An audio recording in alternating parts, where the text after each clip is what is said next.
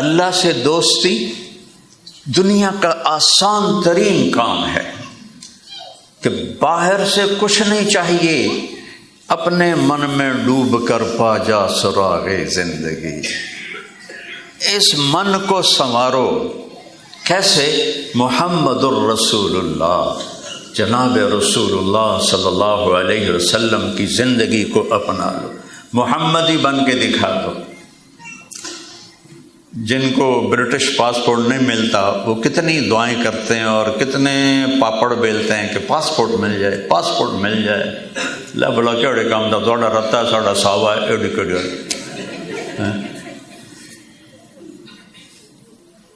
جنت کا پاسپورٹ ملے بات تو تب ہے، وہ ہے محمد الرسول اللہ۔ محمدی پاسپورٹ چاہیے جس سے جنت کا دروازہ کھلے گا، باقی سارے دروازے بند ہیں۔ سید قریشی وہاں نہیں چلتے، وہاں محمد بلال حبشی نسل، اور حضرت عمر کہتے تھے سیدنا بلال، ہمارے سردار بلال۔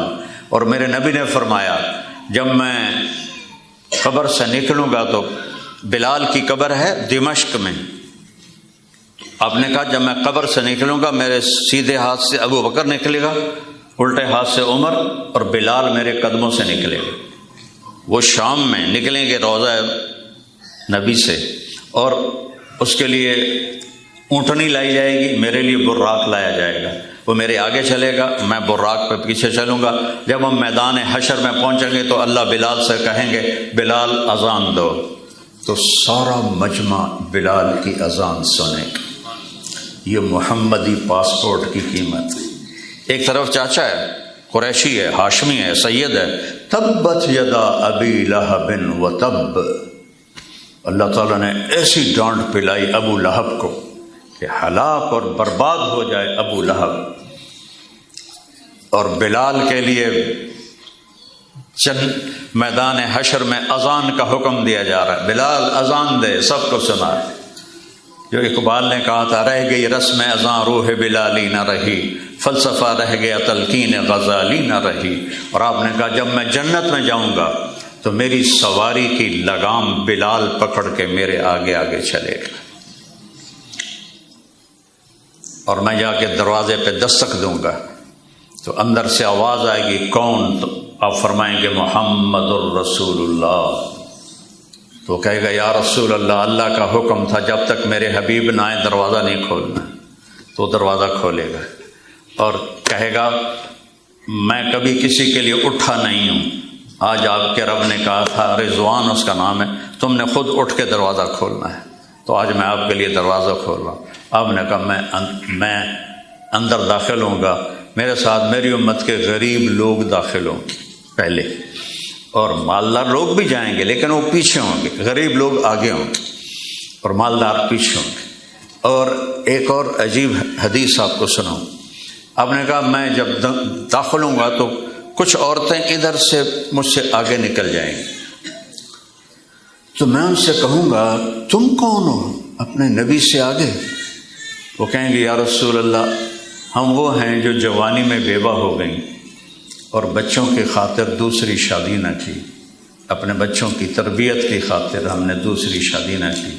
تو آپ نے کہا اس قربانی پر وہ مجھ سے بھی آگے جا رہی ہوں گی جنت میں۔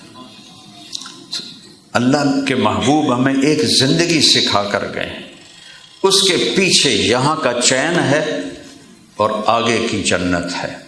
دیکھو آپ لوگ یہاں آئے اچھی زندگی کی تلاش میں، آپ کو چیزیں تو اچھی مل گئیں، زندگی اچھی نہیں ملی۔ میں 40 سال سے آ رہا ہوں، 1982 میں سب سے پہلے میں کارڈف آیا تھا جماعت میں، 1982 میں، شاید آپ میں سے شاید ہی کوئی ہو، کئی تجمع ہی نہیں ہونے، اور باقی بھی بہت تھوڑے، چھوٹا سا شہر تھا، بالکل چھوٹا سا، اور اس وقت ایک گرجا لے کر مسلمانوں نے مسجد بنائی تھی، تو باقی مسجد بھی کوئی نہیں تھی۔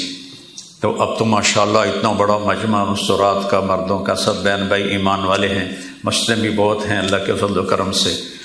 تو اللہ کے محبوب صلی اللہ تعالی علیہ وسلم کی مبارک زندگی سے سکھ چین آئے گا، انگلینڈ آنے سے نہیں، امریکہ آنے سے نہیں۔ کسی جگہ چلے جاؤ، یہاں اللہ اس کے رسول کا تعلق نہیں ہے تو دکھی زندگی۔ تو اب لوگوں کو سہولتیں دی گئی ہیں، زندگی خوش نہیں ہے۔ میں ایویں نہیں ہوائی فائر کر رہا، 1982 تو لے کے گن لو کتنے سال ہو گئے میں نام دے۔ اب میں آنکھوں سے دیکھ رہا ہوں، آنکھوں سے زندگی تھکی ہوئی ہے۔ کروڑوں پتی آدمی ہے، گاڑی خود ڈرائیو کر رہا ہے، تیل بھی آپ پہ پا رہا ہے، ٹائر بھی آپ پہ دھو رہا ہے، میٹ بھی آپ پہ صاف کر رہا ہے۔ کئی سال پہلے کی بات ہے، ایک دوست کے میں گاڑی میں بیٹھا، وہ مجھے عجیب سی لگی، میں نے کبھی دیکھی نہیں تھی۔ میں پوچھا یار یہ کیا ہے؟ کہا جی یہ مے بیک ہے۔ میں نے تو نام ہی پہلی دفعہ سنا تھا۔ میں نے کہا کتنے کی ہے؟ اس نے بتایا 2-2.5 لاکھ پاؤنڈ کی۔ میں نے کہا اچھا، تو اس کا ڈرائیور کون ہے؟ کہا جی وہ تو ہم خود ہیں۔ تو میں نے کہا اس میں پیٹرول کون ڈالتا ہے؟ کہا جی وہ جی ہم خود ہیں۔ تو ٹائر کون دھوتا ہے؟ وہ بھی ہم خود ہیں۔ میٹ کون صاف کرتا ہے؟ جی وہ بھی ہم خود ہیں۔ پھر منہ تڑی میں بیگ تے ساڑی سزوکی چنگی، ایک ڈرائیور صبح دا ایک شام دا۔ اور تم اتنے پیسے والے ہو کر بھی تمہارے پاس زندگی کو سکون سے جینے کا تمہارے پاس کوئی چیز کوئی نہیں۔ جیسے ہم وہاں آرام سے بیٹھتے ہیں، محفل لگاتے ہیں اور خوش بیٹھتے ہیں، اپنے ڈیروں میں بیٹھتے ہیں، آپ کو نصیب نہیں ہے۔ Job job job job job job. زندگی جہاں تھکی ہوئی ہے، ہاں رول ہے، لا ہے، سب کچھ ہے، لیکن یہاں سکون تو اللہ دیتا ہے نا، وہ پاؤنڈ سے تو نہیں آتا نا، بڑی گاڑی سے نہیں آتا ہے۔ اور یہاں سوائے اللہ اس کے رسول کے اور کوئی چیز نہیں پہنچتی۔ جنید جمشید نے جو فیم دیکھا میوزک میں کسی نے نہیں دیکھا، ایسا خوبصورت جوان اور ایسی شہرت۔ مجھے اس کے پاس سے ایک نوجوان لے کر آیا، میں تو جانتا نہیں تھا، تو میں نے تھوڑی سی بات کی تو اس نے میری بات کاٹ دی۔ کہنے لگا جی میرا ایک سوال ہے۔ میں نے کہا کیا ہے؟ کہ ایک پاکستانی جس گلیمر کو خوابوں میں دیکھتا ہے وہ مجھے فزیکلی حاصل ہے، لیکن پھر بھی میں اندر سے ویران ہوں، میرا اندر خالی ہے، یہاں اندھیرا ہے۔ میں نے اسے گول دائرہ بنایا اور کہا میں وہ کشتی ہوں جس کا کوئی ساحل کوئی نہیں۔ یہ اس کے الفاظ تھے، اور آپ سوچ بھی نہیں سکتے کہ کس فیم تک وہ تھا نوجوان۔ تو میں نے کہا تمہارے اس گھٹنے میں درد ہے، تم یہاں میڈیسن لگا رہے ہو، فائدہ ہوگا؟ کہنے کہا نہیں۔ میں نے کہا کیوں؟ کہ اس لیے کہ جہاں درد ہے وہاں دوا نہیں جا رہی، جہاں درد نہیں وہاں تم دوا لگا رہے ہو۔ میں نے کہا میرے پیارے، تم چین کو ڈھونڈ رہے ہو 5 اسٹار ہوٹل میں، میوزک میں، لڑکی میں، شراب میں، یہ چیزیں تو اندر جاتی ہی نہیں۔ یہاں صرف اللہ اس کا رسول کے لیے یہ گیٹ کھلتا ہے اور کسی کے لیے نہیں کھلتا۔ تو لہذا وہ تم ان کو دے ہی نہیں رہے ہو۔ یہ 97 کی بات ہے۔ 2002 میں وہ 4 مہینے کے لیے نکل گیا تبلیغ میں۔